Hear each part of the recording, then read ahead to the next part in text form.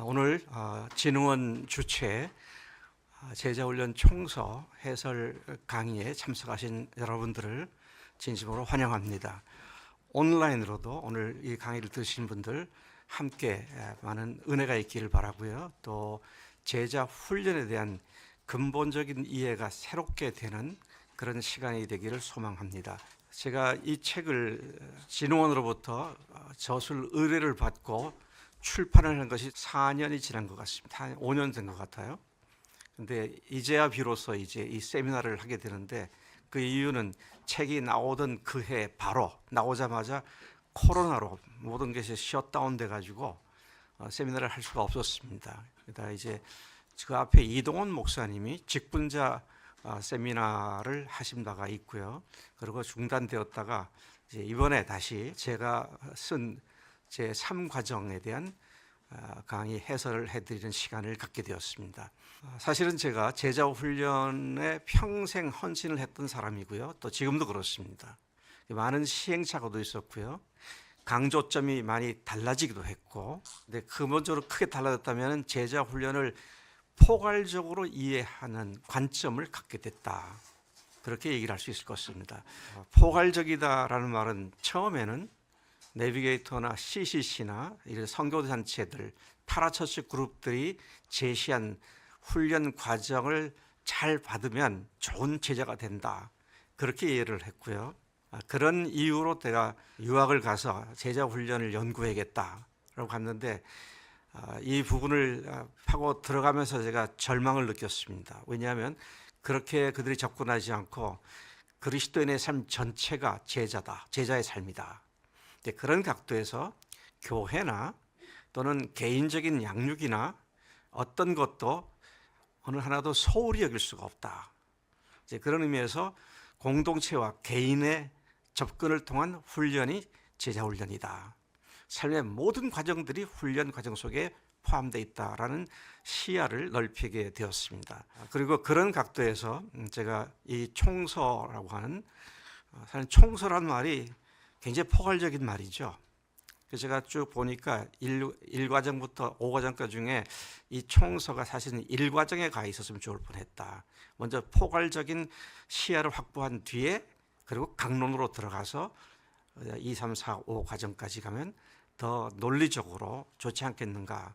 그러나 앞서 이미 여러분들이 접하신 1, 2과정이나 또는 4, 5, 6과정 모두 보면, 4, 5과정까지 보면 참 잘 기록되었고요. 어느 하나 쓸 데가 없어서 버릴 만한 것이 없고 참 소중한 것들이다.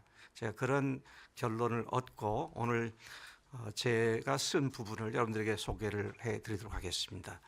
침례교 제자훈련 5단계를 말씀드렸는데요. 제가 그걸 다시 한번 정리를 해보았습니다. 첫 번째 총서의 제목이 태신자 작정 훈련 총서, 그렇게 되어 있는데, 핵심은 복음 전도를 위한 메시지가, 복음 전도 메시지가 기록되어 있고, 목적은 이 공부를 한 사람들이 거듭나는 경험을 할 수 있도록 하는 교재입니다. 그런가 하면 두 번째 새신자 훈련 총서는 그야말로 이제 새로 믿고 거듭난 사람의 영적인 성장을 위해서 시작하는데, 주로 변화된 신분을 확인하는 침례와 관계된 내용들이 집중적으로 다루어져 있어서 잘 되어 있다고 생각을 합니다. 침례가 분명하면 복음이 분명한 것이고요.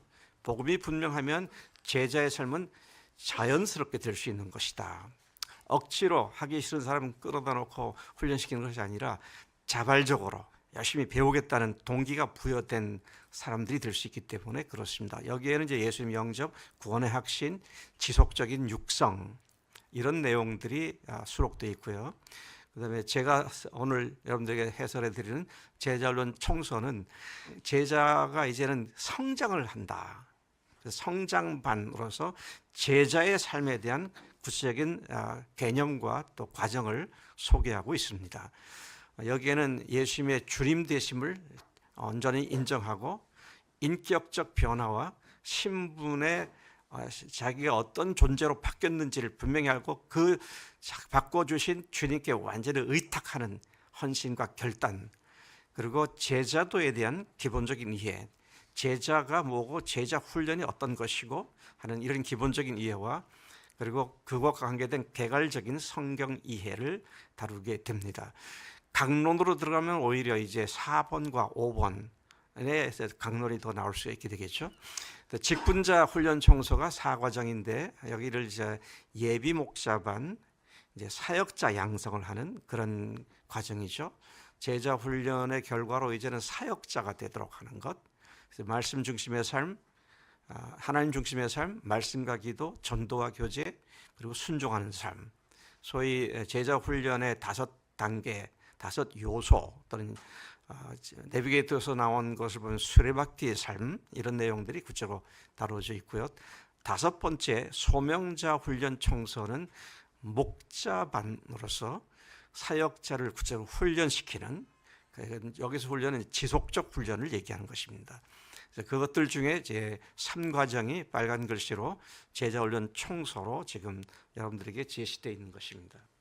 오늘 6번에 걸친 강의가 이루어지게 되는데 오늘 첫 번째 이번 시간은 서론 들어가는 말과 제1장 누가 제자인가 다루게 되고요.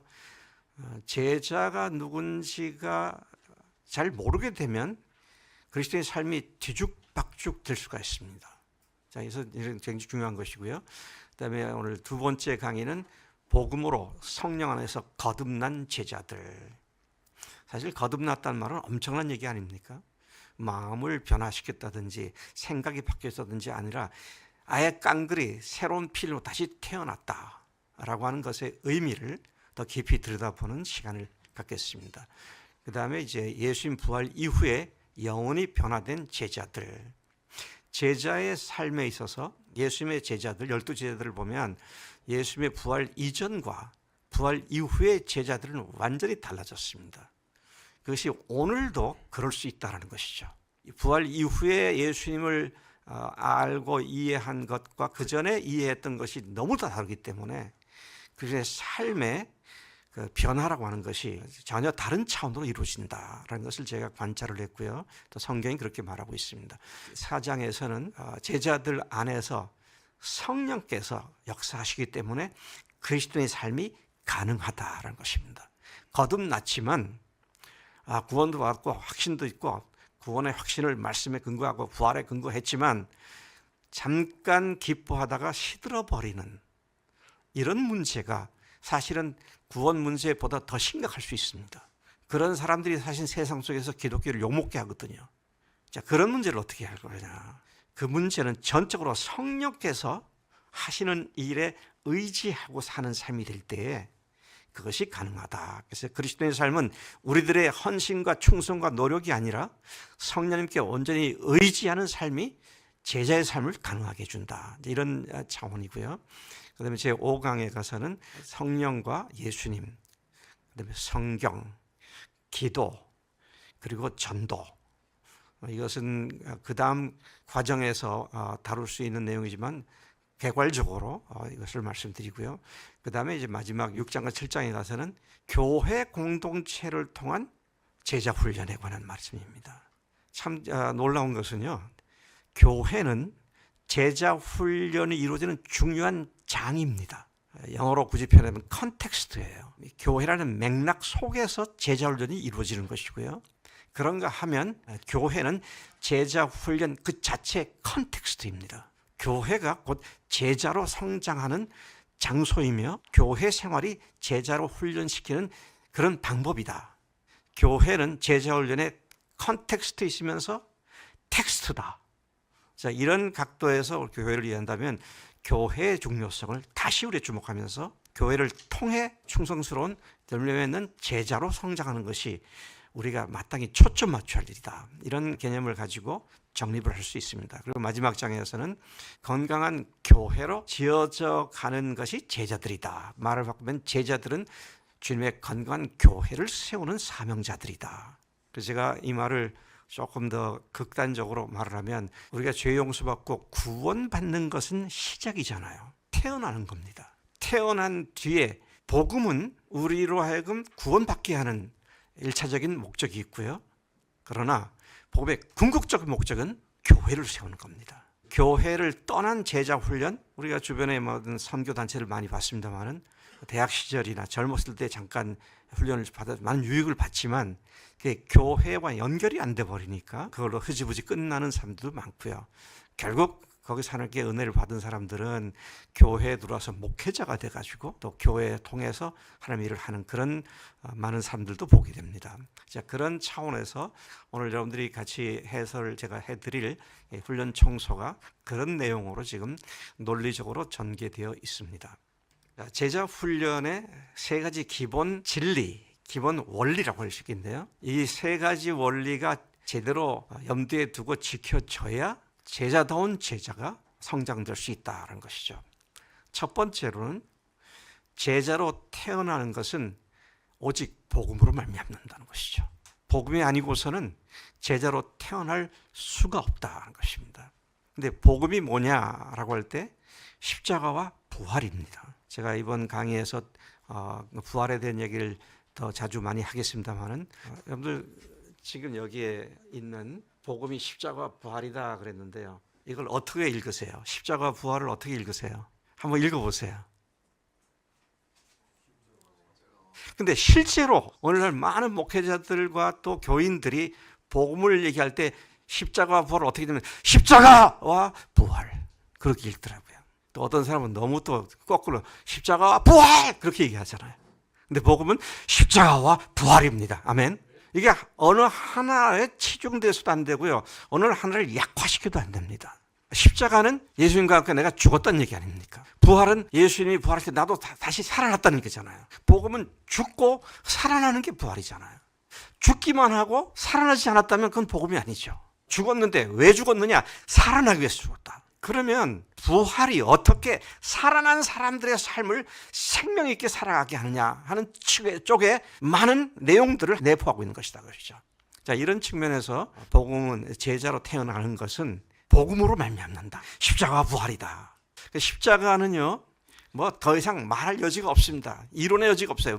단번에 모든 죄를 완전히 영원히 사해 주신 하나님의 능력이 십자가인 줄 믿습니다. 믿긴 믿었는데 죄의 80% 내지 90%는 용서받았지만 아직도 20%는 용서가 안 돼가지고 해결 못하고 이런 복음이 아니라는 것이죠. 그것도 몇 번 거쳐서 십자가를 계속 믿고 하는 가운데 오늘은 50% 내지 70%가 아니라 단번에입니다. 단번에 십자가에 돌아가신 그 피 흘리심 단번에 피로 어떤 죄를 모든 죄를 perfect 완전히 영원히 eternally 영원히 완전하게 perfectly 영원히 사해 주신 십자가. 이게 우리가 복음을 믿고 있는 십자가의 내용 아닙니까? 근데 그걸로 끝나버리면 복음이 아니에요. 반쪽짜리입니다. 근데 왜 주님께서 우리를 죽으셨느냐? 죄 용서 받고 우리로 거듭나게 해서 태어나게 하시기 위해서인데 태어나면 막 출발하는 겁니다. 그 다음에 성장을 해야죠. 그게 이제 부활을 강조해야 할 중요한 이유 중에 하나인데요. 예수님이 하나님과 주님이심을 확실한 증거가 부활이기 때문에 이 부활을 확실히 붙잡으면 어떻습니까? 우리가 예수님이 하나님이시지, 그분이 나의 주님이시지. 그래서 늘 그분을 묵상하면서 부활하신 주님과 함께 동행하는 삶을 성령께서 강력하게 이끌어 주신 줄로 믿습니다. 제가 조금 곁길로 나가지만 최근에 우리 교회가 창세기를 갖고 계속 새벽 기도를 하는데요. 창세기 21장에 보니까 아브라함이 25년 갈대 우를 떠난 지 25년 나그네 생활을 했잖아요. 가나안 땅에 왔다가 거기서 다시 또 애굽까지 갔다가 다시 애굽에서 올라와 가지고 길갈에 가서 거기서 좀 거주하다가 롯하고 헤어지고 그러고 이러고 있다가 이제 다시 브엘세바 쪽으로 내려왔는데 그 지역에 블레셋의 맹주였던 아비멜렉이 화친을 청하러 오더라고요. 내가 당신을 가만 관찰해 보니까 당신이 하는 일마다 하나님께서 합격해서 내가 봤다. 참 대단한 얘기입니다. 그러니 우리 나라도 우리 가문도 당신이 믿는 하나님의 은혜를 받기를 원하니 우리 불가침 조약을 맺자. 그리고 화평의 조약을 맺었습니다. 그리고 드디어 그 브엘세바에 있는 자기가 팠던 우물을 아비멜렉의 종들이 뺏었었는데 언약을 할 때 내가 팠지만 뺏겼는데 그래도 이게 확실히 내 거더라고. 숫 양 7마리를 주겠다. 그리고 이제 우물을 갖다가 확보하죠. 이게 뭘 얘기하는 겁니까? 그가 드디어 25년의 긴 세월 나그네 떠돌이 생활에서 드디어 정착을 했다는 겁니다. 정착을 했는데요. 그리고 그가 어떻게 했느냐? 거기다가 에셀나무를 심었더라고요. 에셀나무가 뭐냐면 흉악한 광야에서도 생명을 유지할 수 있는 나무입니다. 그러니까 그가 그 나무를 거기 심은 이유가 뭘까 묵상을 해보니까요. 하나님께서 나와 우리 가문에 약속하신 그것은 앞으로 어떤 거센 풍랑과 고난이 와도 에셀나무처럼 하나님께서 항상 이 언약을 지키실 것을 믿습니다. 에셀나무를 심은 이유가 뭐예요? 하나님의 언약을 항상 기억하면서 그 나무를 볼 때마다 하나님께서 언약하셨지. 이것이 아브라함은 결국은 그의 생애를 거기에서 마치게 만드는 그런 정착지가 되었다는 걸 보죠. 부활이 우리가 항상 쳐다보아야 할 하나님께서 우리에게 영원한 표징이 되었다. 이걸 갖다가 믿는 것이 부활을 믿는 것인데요. 그 앞에 가보면은요, 13장에서인가 보면 아브라함한테 할례 받으라 그럴 때 또 하나님께 뭐라 그러셨냐면요. 참 놀랍더라고요. 내가 왜 이전에 못 받지? 그런데 할례를 받아야 하는 것은 내 언약이 너의 살에 있게 하기 위해서다. 살에 새겨놓기 위해서다. 살에 새기면 평생 나는 거잖아요. 자기가 그 할례된 부분을 볼 때마다 나는 하나님 백성이지. 침례도 그렇습니다. 그래서 우리가 영원히 주님과 동행하는 삶을 항상 되씹으면서 내가 그런 존재가 되었지. 나를 그렇게 만들어 주셨지. 근데 그 중에 하나가 부활이라는 것이죠. 이 복음의 핵심인 십자가 부활 중에 부활이 그런 역할을 한다라는 의미를 갖고 있는 것이죠. 자, 두 번째 원리는 제자는 자기가 주인된 죄를 회개하고 예수님을 주님으로 바꾼 자가 제자다 것입니다.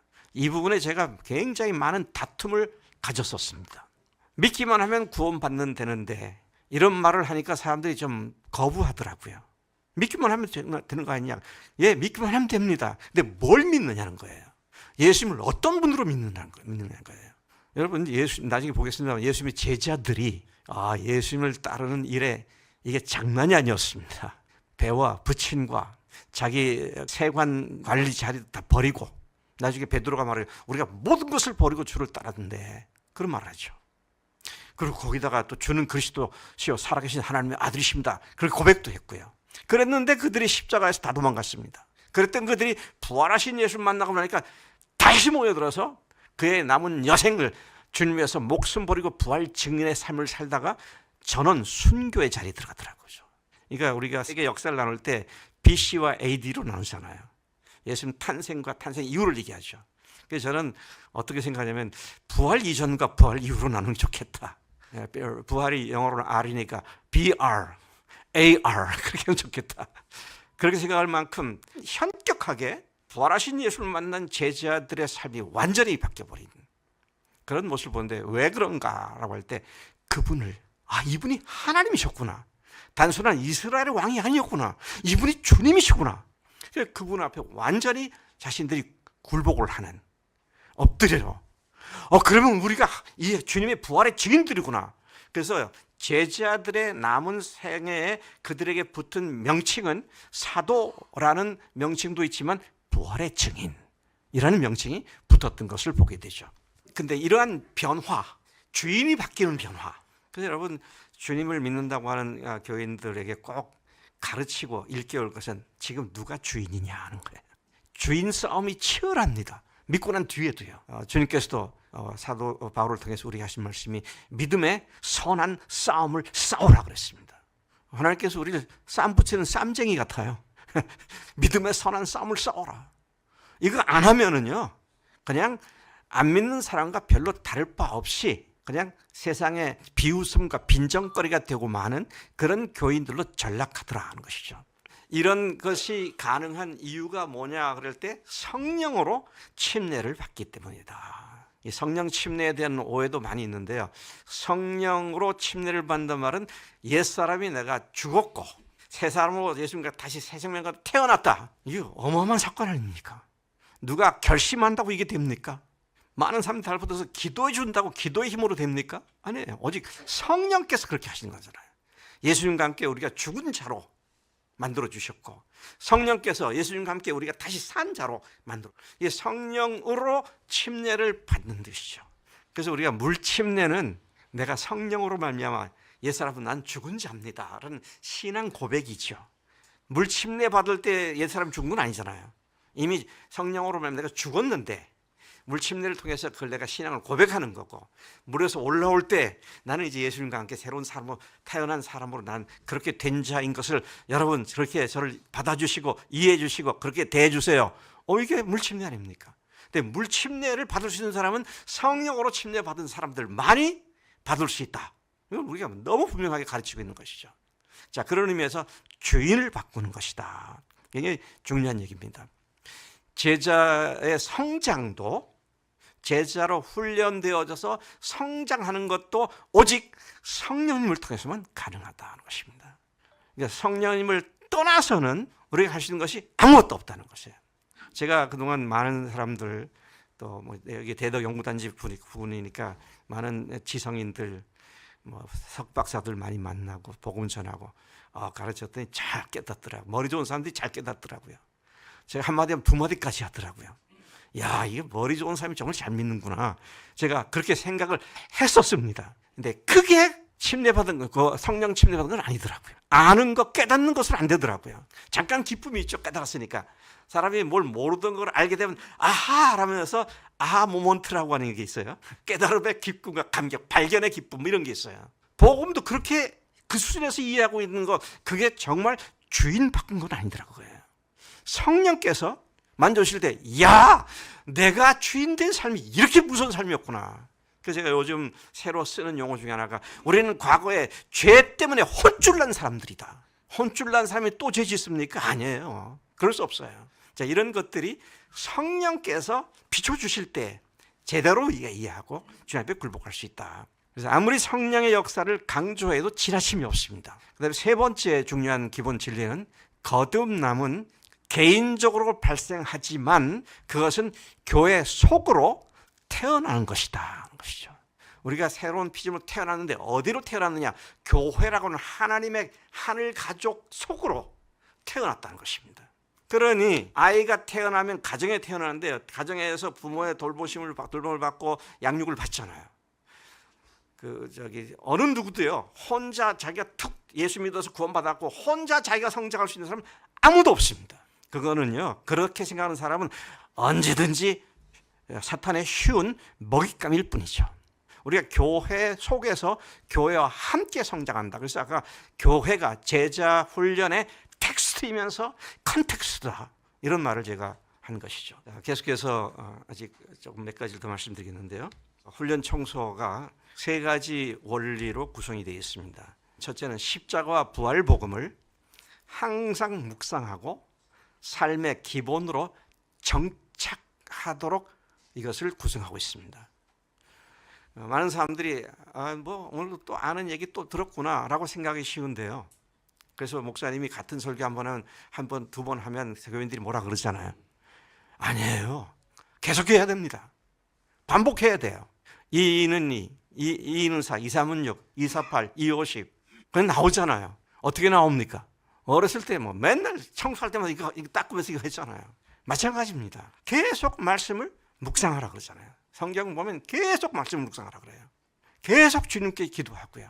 근데 십자가 부활을 항상 묵상하고 삶의 기본으로 정착시키도록 구제를 구성하고 있어서, 따라서 같은 내용이 앞뒤에서 또 반복될 수 있습니다. 어떤 사람은 그러더라고요. 그 뜻을 모르는 사람들은 아니 이 책에 같은 말을 또 반복해서 이거 좀 그런 건 제거해 버리고 새 것만 넣지. 그런데 아니에요. 그 컨텍스트 속에서 그게 또 필요하기 때문에 그런 의미가 있는 것이다 하는 것이죠. 십자가는 단번에 모든 죄를 완전히 영원히 사해 주는 하나님의 사랑이고요. 부활은 예수님이 하나님이심을 증거해 주는 확실한 객관적 역사적 사실이며 증거다 하는 것이죠. 그러니까 부활을 기분 좋을 때는 믿었다가 또 믿음이 별로 약해지면 부활을 안 믿고 이런 거 아니잖아요. 제가 금년에 저도 안 믿겨지는데요. 77살이래요. 근데 제가 기분에 77은 아닌 것 같아요. 제가 이제 한 67 정도 된 것 같아요. 그래서 제가 여러분 67입니다. 그렇게 하면 제가 67이 되죠. 제가 어떻게 생각하는지 77은 안 변합니다. 그게 왜요? 역사적 사실이니까. 나의 느낌과 내 생각과는 역사적 사실은 상관없이 그대로 객관적으로 존재하는 겁니다. 예수님이 죽으시고 부활하신 사건은 내 믿음이 좋으면 믿어졌다가 믿음이 나빠지면 안 믿는 이런 것이 아니고요. 내가 믿든 안 믿든 역사적으로 확실한 증거이기 때문에 이것이 우리의 유일한 확신의 근거가 돼야지 바른 근거가 될 수 있다는 것입니다. 두 번째 보시면 우리 속에 거하시며 충만케 하시는 성령을 의지한다. 아까 말씀을 드렸기 때문에 제가 그냥 지나가겠습니다. 그분이 생각나게 하시고 깨닫게 하시고 가르치시고 인도하시고 도우시고 보호하시고 능력 주시는 하나님이시잖아요. 성령이 이런 일을 하신다고 그랬잖아요. 또 세 번째 진리는 그리스도의 몸인 교회와 그 지체들의 하늘 가족 관계를 누릴 수 있도록 교제가 서제션을 하고 또 안내를 해드리고 있습니다. 하나님의 가족으로 태어난 제자는 교회의 머리이신 주님께 절대 복종하는 관계. 그럼 우리 머리가 몸에다가 지체다 명령하니까 움직이잖아요. 움직이지 않고 머리가 하는 대로 하지 않는 지체가 있다면 그건 아마 지체 부자유자 그렇게 말할 겁니다. handicapped person 그렇게 말할 거예요. 근데 머리에 즉각적으로 명령하니까 이 건강한 몸이 되는 거예요. 주님께 순종하는 데 있어서는 그냥 기분 날 때는 하고 안 하고 이런 문제가 아니다 하시죠. 그 다음에 교회 지체들과의 상호 생명력을 주고받으며 함께 성장하는 제자들이다. 내 교회 옆에 있는 우리 형제 자매들과 내 영적인 믿음은 전혀 상관없는 것이다가 아니고 아주 밀접히 연관되어 있습니다. 자, 이것이 밀접한 관계가 실제로 잘 활용되어지는 교회일수록 건강한 교회가 됩니다. 그런 교회에 있는 교인들이 정말로 주님의 충성스러운 제자로 성장하게 되고요. 자, 이런 사실을 우리가 마음속에 염두에 꼭 두는 것이 필요하겠습니다. 그래서 이제는 장을 바꿔서 누가 제자냐 하는 내용을 좀 말씀을 드리겠습니다. 제자가 누구냐? 뭐 여러 각도에서 정의를 할 수 있어요. 근데 저는 우선 이렇게 정의를 해봤습니다. 예수님의 가르침을 받고 순종하며 사는 삶입니다. 예수님의 가르침을 받고 순종하는 사람들. 왜? 그분이 주님이 되셨으니까 그분의 가르침을 이제 적극적으로 받고 순종하는 것이 이게 제자다. 어느 정도 순종해야 하느냐? 순종의 정도를 보면 목숨 걸고 예수님을 사랑하고 순종하라 그랬습니다. 또 목숨 걸고 같은 동료 믿음의 형제들을 사랑하라 그랬어요. 그렇지 않으면 누구든지 능히 그분의 제자가 될 수 없다. 목숨 걸고 주님 사랑하고요. 목숨 걸고 형제를 사랑해야 제자인 것이다. 그렇게 말씀하시죠. 그래서 여러분 누가복음 14장에 제자의 조건을 주님께서 쭉 제시한 유명한 챕터가 누가복음 14장 아닙니까?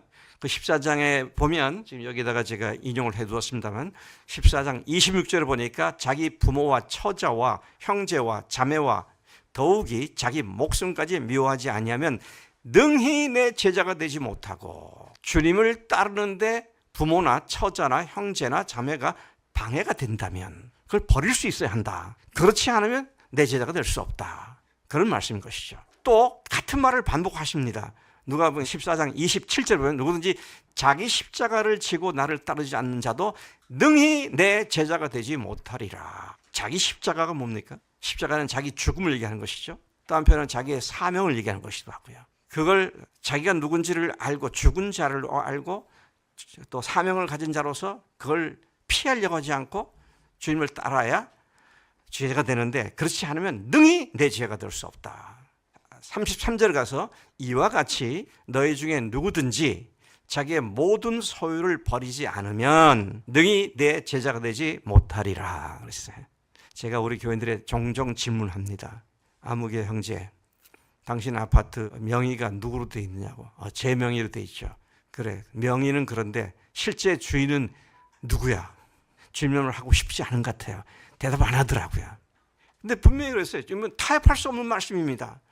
자기의 모든 소유를 버리지 않으면 능히 내 제자가 되지 못한다. 목사인 저도 마찬가지입니다. 제가 한 26년 전에, 27년 전에 지금 살고 있는 집을 짓고 이사에 들어갔습니다. 너무 좋더라고요. 로망이었다고 말할까? 전원주택으로 이제 개조해가지고 잘 지었어. 들어가 첫날 밤 자는데 너무 감사한 거예요. 그래서 잘나가는데 저 속에 마음속 깊은 데서 주님이 질문하시더라고요. 이거 누구 거냐? 그래서 제가 어렵지 않게 주님 거죠. 그랬더니 그걸로 주님께서 됐다 그러면 되셨는데 또 질문하시더라고요. 너 이건 내일 팔고 너는 전세 이사 가라. 그러면 가겠느냐? 그런 주님의 음성이 들려오는 것 같았어요. 그래서 제가 못 들으자고 막 털어버렸어요. 머리를 털어버렸어요. 에이, 주님께서는 그렇게 잔인하지 않으신 분이야. 왜 그럴 리 없이. 그리고 애써 잠을 청했습니다. 그 다음날 또 찰나리가 또 그럽니다. 그 다음날은 또 그래요. 3달을 질문하시더라고. 그래서 제가 3달쯤 지났는데 믿음이 충만해가지고 내일이라도 이사 가겠습니다. 그러면 얼마나 좋았겠어요. 너무 힘들어가지고 너무 시달려가지고 제가 그냥 뭐라는 주님 그거 알았어요. 내가 가라면 가죠. 성질 내면서 그렇게 얘기했어요. 근데 너무 이상한 거는요. 그러고 나니까 마음이 평안해지더라고요. 근데 제가 이제 알았어요. 그때 주님께 성질 내고 답을 해도 주님 원하신 답을 하면 평안해지는구나. 근데 아직까지 팔고 가란 말을 안 하셨기 때문에 지금까지 살고 있어요. 지금은 제가 팔고 싶어요. 빨리 이제 나오고 싶어. 근데 주님 것이다라고 말은 하는데 실제로 그러냐? 이런 것들이 제자의 삶에 내가 주인이냐, 여전히 주님이 주인이시냐, 이게 이제 어마어마한 싸움인데 이 싸움을 제대로 사생결단하면서 거치지 않고 그냥 그런 문제가 있으면 적당히 얼러서 그런 질문에 대해서는 없는 것이나 또는 반 정도 타협해 가고 지나가려고 하는 이런 못된 습성이 너무나 많은 교인들 속에 있더라고요. 근데 그런 사람들 어떻게 된다고요? 능히 내 제자가 되지 못한다. 이게 제자가 누구냐 할 때 분명한 주님께서 말씀하신 거죠. 자, 그래서 우리가 분명히 또 한 가지 분명하게 이해할 거는요. 제자는 태어나는 건가 성장하는 건가. 처음에는 제자가 아니고 그냥 신자로 태어났다가 성장하면 제자가 되는 거냐, 아니면 처음부터 제자로 태어나는 거냐, 이제 이 질문이죠. 근데 안타깝게도 많은 분들이 처음에는 신자로 태어나고 그리스도인으로 태어나는데 성장을 해야 제자가 된다라고 생각하는 사람들이 많더라고요. 근데 성경은 정반대로 얘기하고 있습니다. 제가 여기도 성경 본문을 인용해 놨는데요. 사도행전 11장 14절부터 25절까지 내용 중에 그냥 제가 마지막 구절만 인도했는데요. 바나바가 사울을 찾으러 다소에 가서 만남에 안디옥에 데리고 와서 둘이 교회에 1년간 모여 있어 건물을 가르쳤고 제자들이 안디옥에서 비로소 그리스도인이라 일컬음을 받았더라. 이걸 보면 초대교회는 예수 믿는 사람들을 예수 제자들이구나 그렇게 봤어요. 그런데 성장하니까 이 사람들이 그리스도 비슷한 사람들이네, 예수 비슷한 사람들이네, 그래서 그리스도인이라고 성장하니까 불림을 받았다는 것이잖아요. 그리스도인이 성장하여 제자가 되는가? No, 그렇지 않습니다. 성경은 뭐라고 말하는 거예요? 제자가 성장하여 그리스도로 불림을 받았다. Yes, 그렇게 말씀하고 있는 거죠. 자, 그러면 우리 목회자들은, 그리스도인들은 어떻습니까? 누구나 제자 훈련을 받아야 합니다. 특별히 열심히 있는 사람들을 엘리트로 뽑아서 훈련시켜서 제자 훈련하는 거 아닙니다. 누구나 그걸 훈련시켜야 돼요. 그래서 아까 제가 교회를 통해서란 말이 그 속에 다 포함되는 얘기인데요. 굉장히 중요한 얘기죠. 자, 분명한 것은 요한복음 우리가 잘 아는 1장 12절, 13절에서도 영접하는 자, 예수를 믿는 자는 하나님의 자녀가 되는 권세를 주셨는데 뭐라고 했습니까? 이는 오직 하나님께로 난 자들이니라 그랬어요. 하나님께로부터 태어난 자들이다. 그런 말씀을 한 거죠. 그리스도인들, 하나님의 자녀들, 이건 하나님께로 태어난 자들이고 이들을 신약 성경은 먼저 제자들이라고 불렀다라는 것입니다. 또 계속해서 보시면요. 제자란 자신의 주인을 바꾼 모든 그리스도인들이다. 예수를 믿었는데 아직 주인을 안 바꿨으면 제자가 아닙니다. 좀 다시 말씀드립니다. 제자로서 예수를 믿었는데 주인을 안 바꿨으면 그 사람은 안 믿는 사람입니다. 그렇기 때문에 그 사람은 구원하고 아무 상관이 없어요. 아직은. 근데 여러분 참 이거 목회자이신 우리 여러분들도요. 이거 타협하지 마셔야 돼요. 이게 타협이 되기 시작하면은요, 한도 끝도 없더라고요.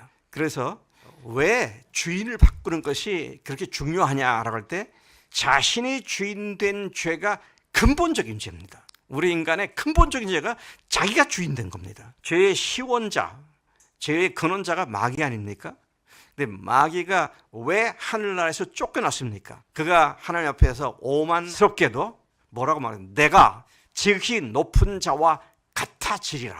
내가 하나님만 못할 게 뭐 있느냐? 나도 하나님같이 되고 싶어. 그러니까 그 자신을 높이되 하나님의 자리까지 높인 이게 교만이죠. 이게 우주적인 교만이 죄입니다. 근데 그놈이 그렇게 하늘나라에서 쫓겨나왔고 에덴 동산에 와가지고 인간을 범죄하게 만들 때 자기가 지은 죄와 똑같은 죄를 짓게 만듭니다. 자, 이게요, 제가 뒤에서 이 말 얘기할 기회가 없어서 조금 더 말씀드리겠는데요. 마귀가 우리가 이제 죄를 얘기할 때 많은 경우에 이 선악과 따먹는 얘기 하잖아요. 그래서 선악과 따먹은 불순종이 죄다 그렇게 말하는데 불순종보다 더 근원적인 무서운 죄가 있습니다. 근데 그걸 슬쩍 피해가고 불순종이라는 말로 죄를 갖다 설명하더라고요. 아닙니다. 마귀가 똑같은 죄를 지은 것이 창세기 3장 5절에 이미 나와 있습니다. 마귀가 아담과 하와를 속일 때, 유혹할 때 뭐래? 네가 이 과일을 먹게 되면 네가 하나님과 같아질 거다. 지가 모르세요. 내가 하나님과 같아지겠다. 놈이 쫓겨나가서 네가 하나님같이 될 거야. 그래서 너희들이 선악과를 알게 될 것을 하나님께 하시고 못도 먹게 한 거야. 그렇게 한 거죠. 그러니까 근본적인 죄는요, 자기가 하나님 자리로 가서 주인 된 거예요. 근데 우리가 저도 과거에 그랬습니다만 전할 때 죄를 얘기하면 불순종을 얘기했다고요. 그러니까 핵심적인 걸 비껴갔어요. 그것도 우리가. 자기가 주인 된 자리에 회개한단 말은 그 자리를 비운다는 얘기 아닙니까? 그리고 영접한다는 그 자리에 예수님을 주님으로 모신다는 거잖아요. 이게 믿음인데 이 믿음이 아닌 다른 믿음을 가지고 구원받았다 그러면 그 믿음은 도대체 뭐냐 하는 것이죠. 이게 기가 막힌 얘기입니다. 이게요. 자, 그래서 주인을 바꾸려면 반드시 죄를 회개해야 한다. 회개에 대해서 사도행전 보면은요, 회개를 누구한테 하냐면 하나님께 대한 회개를 합니다. 하나님께 회개하는 거예요. 하나님께로 향하여서 지은 죄를 회개하는 겁니다. 그 회개는 또 어떤 능력이 있느냐? 죄 사함을 받게 하는 능력이 있는 것이 회개입니다. 그런가 하면 그 결과로 생명을 얻게 하는 것이 회개죠. 그러면 회개 없이 생명이 없는 겁니다. 회개 없이 죄 사함이 없어요. 회개 없이 구원이 없다는 것이잖아요. 그다음에 세 번째, 제자가 어떤 사람이냐? 자기가 주인된 죄를 회개한 마음에 예수님을 주인으로 모셔 드리는 것이 바로 영접이다 하는 것이죠. 그래서 로마서 10장 9절 같은 데 보면 내가 만일 내 입으로 예수를 주로 시인하며 또 하나님께서 그를 죽은 자 가운데서 다시 살리신 것을 내 마음에 믿으면 구원을 얻으리니. 예수를 주로 시인하면 그렇게 말하죠. 그 다음에 제자가 그렇게 주인을 바꾼 제자는 어떤 모습으로 그 모습을 드러내느냐 할 때 자기 목숨까지 버리며 사랑하는 그리스도인으로 바뀌는 자들이라는 것이죠. 자기 목숨까지 버리며 사랑하는 것. 그럼 율법 중에 어느 계명이 큽니까? 라는 율법사의 질문에 대해서 주님께서는 첫째는 목숨 걸고 하나님을 사랑하는 겁니다. 내 마음을 다하고 뜻을 다하고 힘을 다하고 정성을 다하여 주 너의 하나님을 사랑하신 이것이 크고 첫째 되는 계명이요. 그렇게 말씀하잖아요. 이거 한마디로 말하면 네 목숨 걸고 하나님 사랑하는 겁니다. 제가 우리 교인들 날마다 욕을 해줘요. 뭐 주인 바꿨다면서 새벽기도 안 나와? 날씨 춥다고 안 나오고? 이게 목숨 걸고란 말은 전혀 상관없는 얘기처럼 듣고 있더라고요.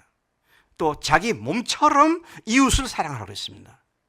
근데 이 몸처럼 자기를 사랑하는 것처럼 이웃 사랑하는데 사실은 세 계명에서는 내가 너희를 사랑한 것 같이 너희도 서로 사랑하라 했습니다.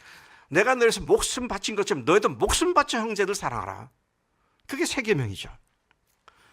자기가 목숨까지 걸지 않고 사랑해도 무방한 제자는 아무도 없습니다. 제자라면 누구나 목숨 걸고 사랑해야 한다는 것이죠. 그래서 여러분 이게 빨리 타파가 돼야 되는데 교회 내에는 1등 first class Christian 1등 그리스도인, 그 다음에 그보다 열등한 2등 그리스도인 이렇게 있는 것 같아요. 목회자는 높은 윤리 도덕적인 수준에 살아야 되고 평신도들은 거기까지 안 해도 되고 성경 어디에 그런 말씀이 있고 어디에 그런 의미를 담고 있는 내용이 있느냐고요. 전혀 없습니다. 제자는 태어난 것이다. 제가 계속 말씀드리겠습니다. 새로운 피조물로 거듭난다. 자기가 주인된 죄인의 상태에서 예수님을 주인으로 모시고 구원받고 하나님의 자가 되는 것은 전적으로 출생의 문제다. 거듭남의 문제다라는 것이죠. 자, 이런 의미에서 우리가 어떤 다른 말로도 이것을 약화시키거나 제한시켜서는 안 되겠다는 것입니다. 제자 훈련 과정을 하나 더 지금 책에도 없습니다. 이건 오늘 여러분들 오셨으니까 메모를 해주시면 좋겠어요. 인간이 원래 죄인이잖아요. 그래서 예수 믿고 구원받잖아요. 구원받은 뒤에는 이제 제자 훈련 과정, 성장 과정이 들어갑니다. 죄인이었던 자들이 의인 되어 죄인 되었고 제자 된 사람들이 성장, 훈련 과정에 들어가게 되죠. 근데 훈련 과정이 목표하고 있는 것이 뭐냐 할 때 네 가지가 나오는데요. 하나님의 거룩함을 닮아가는 것, 또 영적인 인격적 성숙, 그러니까 내적인 변화, 성품의 변화, 태도의 변화 이런 것들이죠. 그래서 우리의 품성의 변화 이런 것들이 한쪽에 있고요. 또 한쪽에는 사역과 교회 공동체가 있습니다. 사역은 전도하는 사역과 양육하는 사역, 교회에 섬기는 사역 이런 것들이 제자훈련 과정에 다 들어가게 되죠. 그리고 이 제자훈련 과정 속에는 교회 공동체 속에서 그리스도의 건강한 몸을 이루는 일에 자신이 해야 할 일들을 감당하는 그런 것들이 이제 포함되는 것이죠. 그래서 이제 성장을 하게 되면 그 다음에 어떻게 됩니까? 본격적으로 전도와 양육을 통해서 건강한 교회를 세우는 사역자의 삶을 살게 되는 것이죠. 일직선상으로 말하면 죄인이었던 우리가 예수님의 복음으로 말미암아 의인 되었습니다. 의인 됐다는 말은 구원받았다는 말이고 또 제자가 됐다는 말이고요. 그 다음에 그 시점을 통과했으면 그 다음에 어떤 성장 과정에 들어가는데 이게 제자 훈련이죠. 여기에서 두 가지 영역의 훈련을 주는데 그 사람의 인격적인 영적인 성숙들을 얘기하는 것이고요. 또 하나는 사역 훈련을 하는 것이고요. 그래서 성숙한 과정을 거쳐서 건강한 교회를 세우는 일에 쓰임받는 것이다. 그래서 아까 처음 시작할 때 제가 말씀드린 바가 있습니다마는 복음으로 구원받는 건 시작이고 건강한 교회를 세우는 것이 궁극적 목적이다. 그런 말씀을 드린 것이죠.